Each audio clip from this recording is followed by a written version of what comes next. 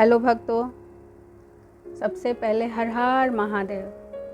भक्तों, आज मैं शिव महापुराण के विदेशर संहिता का 20वां अध्याय कहने जा रही हूँ, जिसका शीर्षक है पार्थिव पूजन के अनेक प्रकार।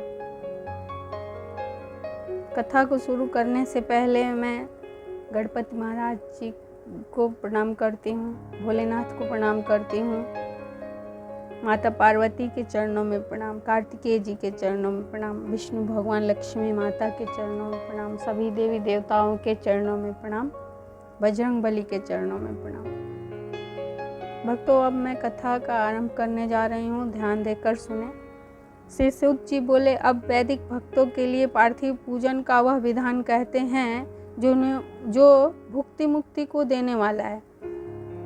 वेद सूत्रों की विधि से स्नान एवं विधि पूर्वक संध्या कर फिर ब्रह्म यज्ञ कर पीछे तर्पण करें तथा संपूर्ण नित्य कर्मों को करके शिव स्मरण पूर्वक भस्म तथा रुद्राक्ष तो पहले ही धारण कर लें, फिर भक्ति पूर्वक श्रेष्ठ पार्थिव लिंग की वेदोक्त विधि से भली प्रकार पूजा करें। किसी नदी के तट पर, पर्वत पर, जंगल में, शिवालय या पवित्र देश में पार्थिव पूजन करना उचित है। शुद्ध देश में उत्पन्न हुई मिट्टी को प्रयत्न से लाकर सावधान हो शिवलिंग की पूजा करनी चाहिए। मृतिका को जल से शुद्ध कर धीरे धीरे उसके पिंड बनाएं। फिर वेद मार्ग द्वारा सुंदर पार्थिव लिंग की रचना करें। नमः शिवाय इस मंत्र से पूजन सामग्री का शोधन करें। पुनः भूरसी इस मंत्र से क्षेत्र सिद्ध करें। आयुष्मान से जल का संस्कार करें। नमस्ते रुद्र इस मंत्र से स्फटिक बंध करें। नमः संभवाय इस मंत्र से क्षेत्र की शुद्धि करें और नमः पूर्वक पंचामृत से प्रोक्षण करें। नमो नीलग्रीवाय इस मंत्र से लिंग की प्रतिष्ठा करें तथा एत रुद्राय मंत्र से भक्ति पूर्वक रमणीय आसन दें। फिर मनोमहंताम इस मंत्र से आवाहन कर या ते रुद्र इस मंत्र से अपवेश स्थिर करें। यामी शुम इस मंत्र से शिव जी का न्यास करें।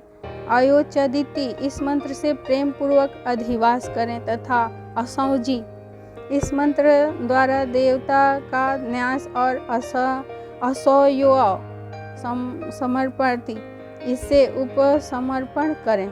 फिर नमोस्तु नीलग्रीवाय इस मंत्र से मनु द्वारा पाद्य स्नान और रुद्र गायत्री से अर्घ्य देकर त्र्यंबक मंत्र से आचमन कराएं।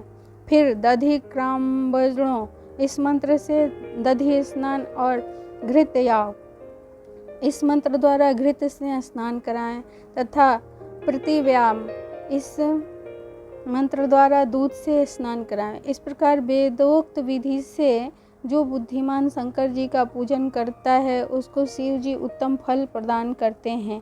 हे ब्राह्मणों, इसकी एक और साधारण विधि भी है। शिव जी के नामों से ही पार्थिव लिंग की पूजा करें। हे मुनि श्रेष्ठों, जो पूजा सब कामनाओं को पूर्ण करने वाली है उसे सुनिए। हर महेश्वर, शंभु, शूलपाणी, पिनाकधारी, शिव, पशुपति, महादेव इस क्रम से मृतिका लाकर उसे मिलावें, साने और शोधन करें। फिर प्रतिष्ठा और आवाहन कर स्नान, पूजन और क्षमा कराकर विसर्जन करें। ओम नमः शिवाय को भक्तिपूर्वक जपता हुआ शिव जी का ध्यान नित्य करता रहें। इस प्रकार गुरु के दिए हुए पंचाक्षरी मंत्र को विधिपूर्वक सर्वदा जपे। बुद्धिमान को उचित है कि नाना प्रकार से शतरुद्रीय पाठ का करता रहे। तदनंतर हाथ में अक्षत और पुष्प लेकर भक्ति से प्रसन्नचित हो इस प्रकार शंकर भगवान की प्रार्थना करें। हे मृंड, आपके गुणों को जानने वाला, आप में चित्त लगाने वाला मैं आपका हूँ। हे कृपा निधान, हे भूतनाथ, ऐसा जानकर मुझ पर प्रसन्न होइए। हे शंकर जी, अज्ञान से अथवा ज्ञान से मैंने जो कुछ भी आपका पूजनादि किया है वह आपकी कृपा से सफल हो। हे गौरीश, मैं भी महापापी हूँ और आप महापवित्र हैं, ऐसा जानकर आपकी जैसी इच्छा हो वैसा करें। वेद, पुराण, सिद्धांत तथा नाना प्रकार के ऋषियों द्वारा भी आप नहीं जाने गए। फिर हे महादेव, मैं कैसे जान सकता हूँ? आप जैसे हैं वैसे ही हैं। हे महेश्वर, मैं सर्वभाव से आपका ही हूँ। हे महेश्वर, आप मेरी रक्षा कीजिए, मुझ पर प्रसन्न होइए। इस प्रकार शिव जी के ऊपर हाथ में लिए उस पुष्प और अक्षत को चढ़ा दें। फिर साष्टांग दंडवत करें। विद्वान पुरुष यथोक्त विधि से प्रदक्षिणा करें। फिर श्रद्धापूर्वक स्तुति द्वारा देवेश का स्तमन करें। फिर गले से शब्द निकालकर पवित्र हुआ नम्रता पूर्वक प्रणाम करें और सादर पूजन विसर्जन करें। हे मुनि शार्दूल, इस प्रकार सविधि पार्थिव पूजन से भक्तों को भुक्ति, मुक्ति और भक्ति प्राप्त होती है। शिव जी का ऐसा भक्त अपनी सब कामनाओं को प्राप्त करता है। इस उत्तम आख्यान से आयु, आरोग्य, यश, स्वर्ग तथा पुत्र पौत्र आदि सुख प्राप्त होते हैं। और यहीं पे भक्तों कथा 20वां अध्याय समाप्त हुआ। हर हर महादेव। आगे की कथा सुनने के लिए मैं फिर कल हाजिर होंगी। आप लोग को अगर पसंद आए तो लाइक, शेयर, कमेंट ज़रूर करें। चैनल को सब्सक्राइब करें प्लीज़।